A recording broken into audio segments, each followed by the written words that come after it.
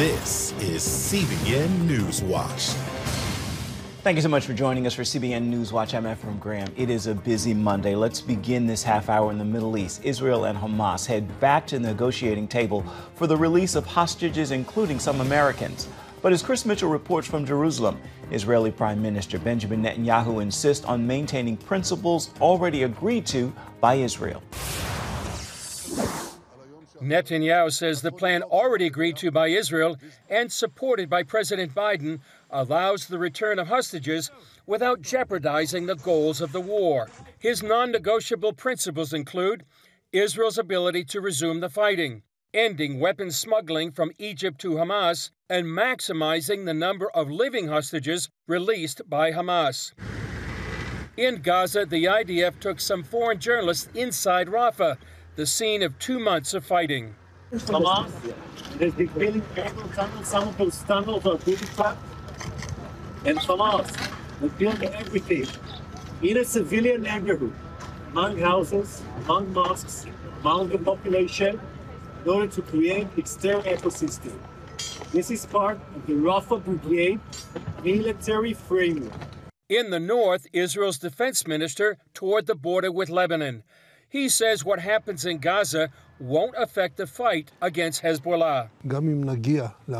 Even if we reach an agreement regarding the hostages deal, and I very much hope that we will be able to reach one in the south, it does not affect what is happening here. Gallant also says Israel won't allow the terror group to attack northern Israel on a daily basis and keep some 80,000 citizens from returning to their homes. We're in critical days and need to use our power because at the end, our enemy is an enemy that only understands force.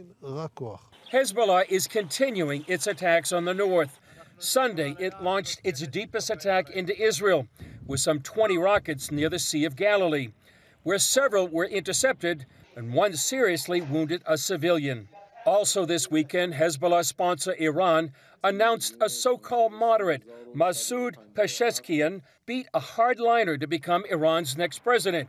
Iranian-born analyst Eli Cohen wrote on X, calling anyone in the regime a moderate means they will only moderately torture and murder the opposition. Cohen also noted the ultimate power in Iran lies with the supreme leader, Ayatollah Khamenei. Chris Mitchell joins us now to continue our coverage. So, Chris, what more can you tell us about the continued fighting along the northern border with Hezbollah and Israel? Well, Ephraim, it's a war zone up there. I was talking to someone earlier, and they said, the fires up there are just ubiquitous all over the place. You could call it a war of attrition right now, ever since October 8th, when Hezbollah joined the war. About 40 communities are ghost towns up there on the northern border, and we've estimating from 60 to 100,000 Israelis that are away from home and work. And as we saw in our report, rockets as far away as Tiberias, right there on the Sea of Galilee. On the other hand, Israel's hitting many targets inside Lebanon. They've eliminated many top Hezbollah commanders. The question is, how long can Israel endure this kind of war of attrition? And will a major war break out? That remains to be seen. And then if so, when? Some people say it could be this summer. And actually, Ephraim, we talked to someone last night that said it could actually be next spring. Prime Minister Benjamin Netanyahu has some non-negotiables when it comes to the hostage talks. How do you think those are going to affect those talks? Well, Prime Minister Netanyahu is setting his red lines.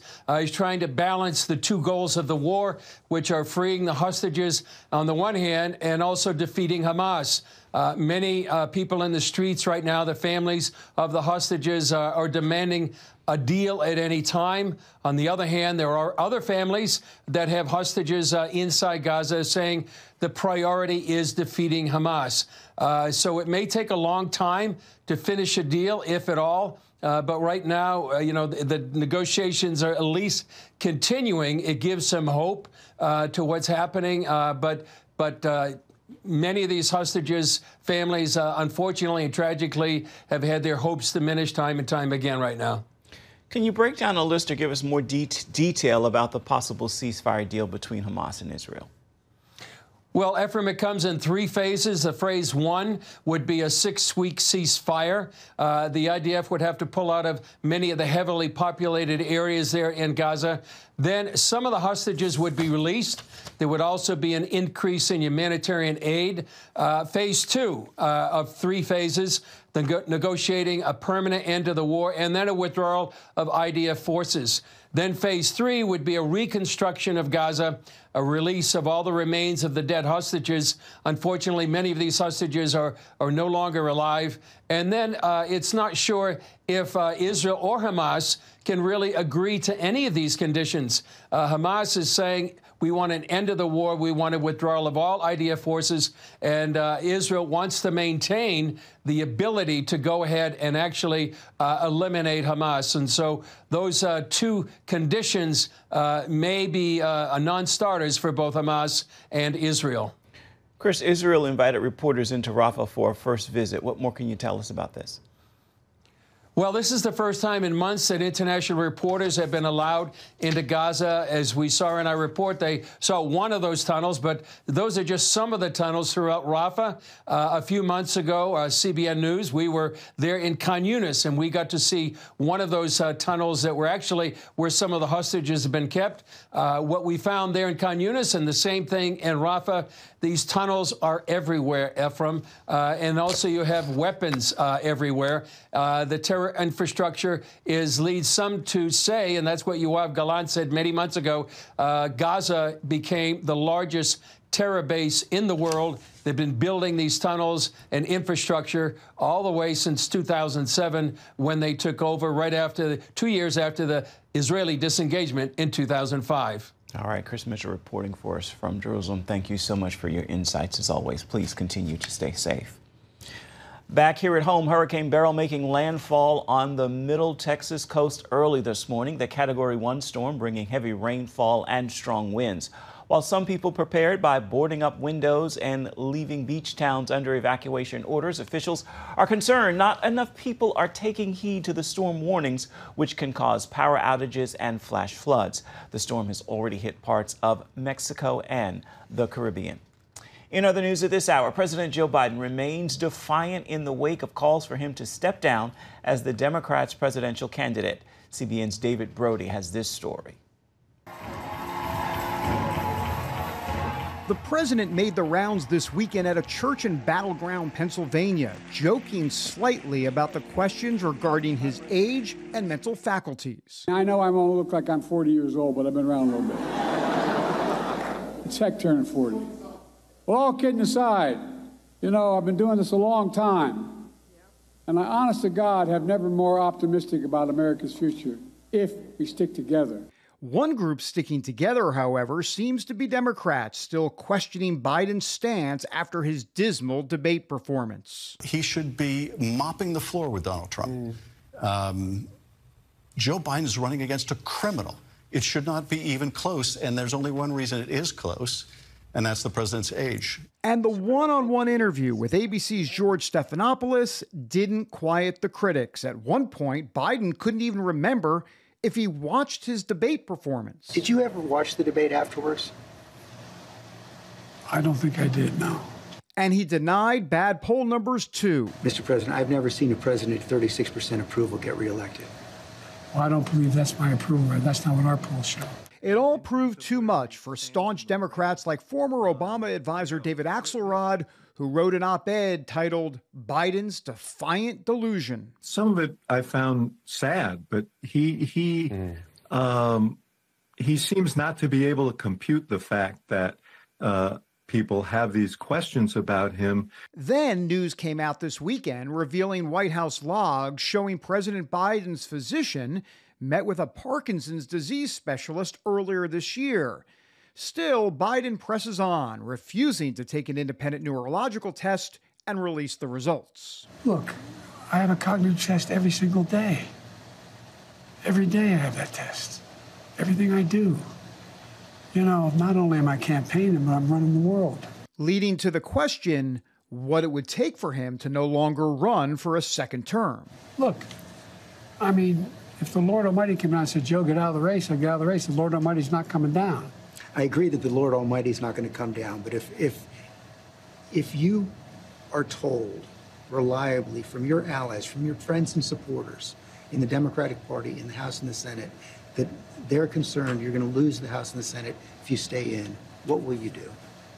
I'm not going to answer that question. It's not going to happen.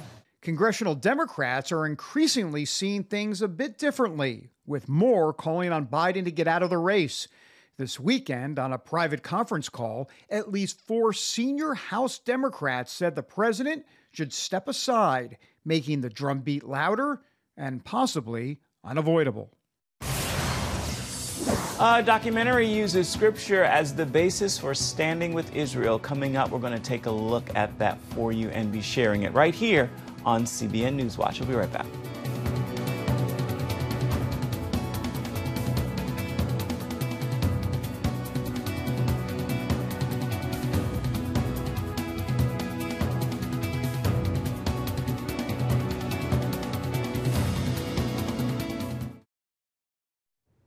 Welcome back to CBN NewsWatch. A documentary is using specific scripture to point out the biblical basis for standing with Israel.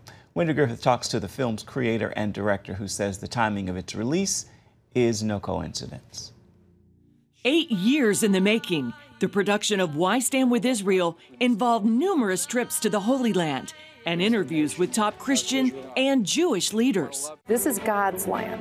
This is probably the only country that has a deed signed by God where he gave it to a specific people group and put them in a land for one reason, and that is to bless the entire world. When we get Israel out of the equation, we miss a big part of God's plan of salvation. I'm excited, and I pray that those that would watch our film, they would see God's heart on display for why he chose the Jewish people and the nation of Israel, because this is the only people group and land he made an everlasting covenant with. The film debuts with anti-Semitism growing to levels not seen since World War II, and anti-Israel protests on college campuses spreading chaos, fear, and shutting down graduation ceremonies. Director Brian Sanders says this all leads to a divine message. We've seen such diabolical hatred and just prejudice and bias against the Jewish people on college campuses, and it is truly rampant. And, you know, the church was silent during the Holocaust, and I believe nowadays we can't afford, as believers, as Christians, to be silent again against God's people and his nation that he calls his. And so I believe it's truly important for such a time as this that I believe God is shaking the church and say, I want you to stand with my people. If they're God's chosen people and the apple of his eye, why have they been the most hated group, the most persecuted group from the beginning of time? Well, I believe it's a spiritual battle. I mean, Israel, Jerusalem itself is the most contested piece of real estate on the planet. And since the beginning of time, since the days of Pharaoh, I mean, the enemy of God has been against God's people. And unfortunately, we're seeing even anti-Semitism within the church.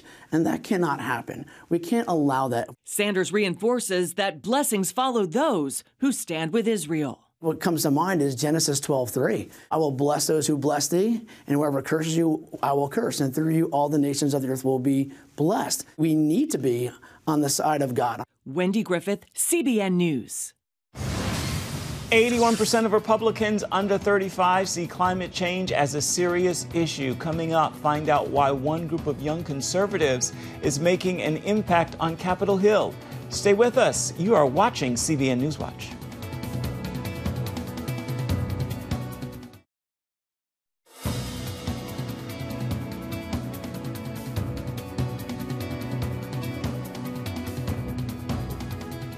As debate goes on about climate change, a team of young conservatives is building a blueprint for the future.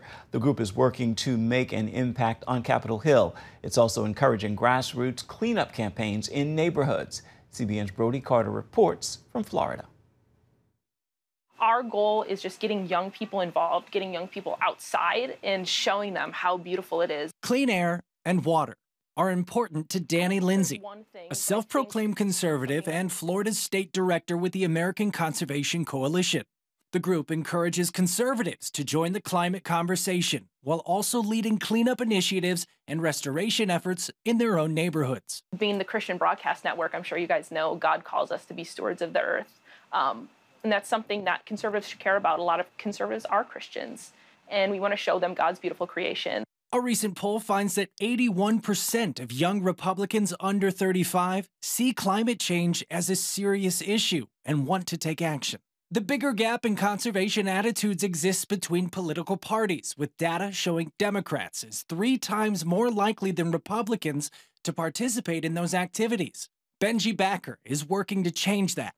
In this era of political tribalism that I think we're all fairly sick of, even if we're just sick of one side of it, there's a reality that the left has controlled the narrative on this for a very long time. After headlines of 2023 being the warmest year on record, to the high sea levels and ocean temperatures, Backer and his coalition want common sense solutions to protect the planet. Climate change. Climate change. Climate change. Climate change. Climate change. The radical versus radical approach we've witnessed our entire lives hasn't gotten us anywhere, and it's actually set us back.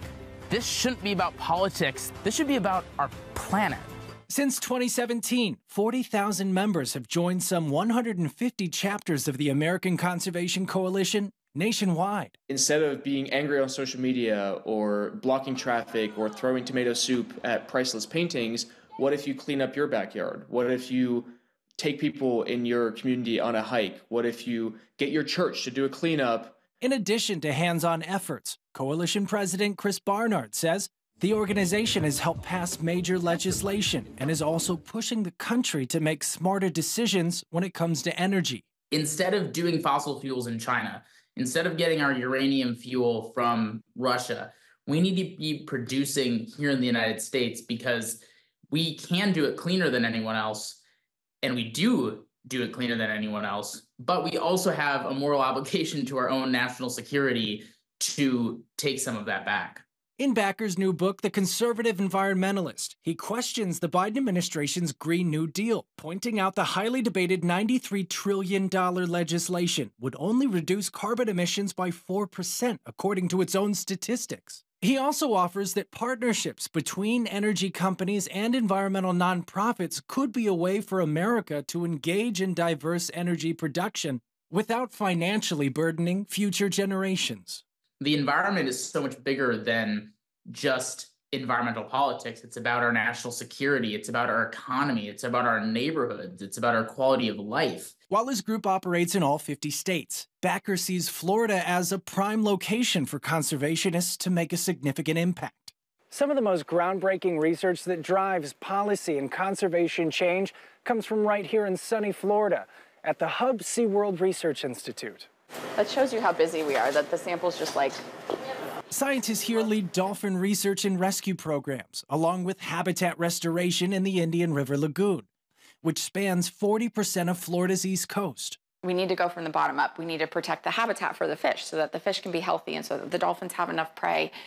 We see decreased body condition in dolphins in the Indian River Lagoon across the board. Over 90% are underweight. Hub SeaWorld Research provides crucial data to lawmakers wanting to shape policies for protecting natural spaces. By partnering with the ACC, they hope to bolster even more support from future conservationists. While dolphins might not be the issue in your backyard, environmental leaders emphasize getting involved in your own community sends a message that makes a difference. It's all connected. We can't solve the dolphins' problems without thinking about how this affects the entire ecosystem. So that's why it's kind of a daunting problem. That is how you're going to really make impact and change. If you take care of your local environment and helping nonprofits, whether it's Hub SeaWorld Research Institute or whether it is in your local municipality, that's really where the difference comes in. And that's how you can solve these bigger problems, is by helping local. Conservationists say this work isn't rocket science. It's harder than that. It isn't just ecological, it's political, it's economical, and biblical to steward the earth and everything in it. But they say it's a puzzle that we can solve if we do it together. Reporting in Melbourne, Florida, Brody Carter, CBN News. A bumper car that can be used on the road. We're going to explain this unique project in just a few moments. Plus, we have your Monday motivation. Stay with us. You're watching CBN News Watch.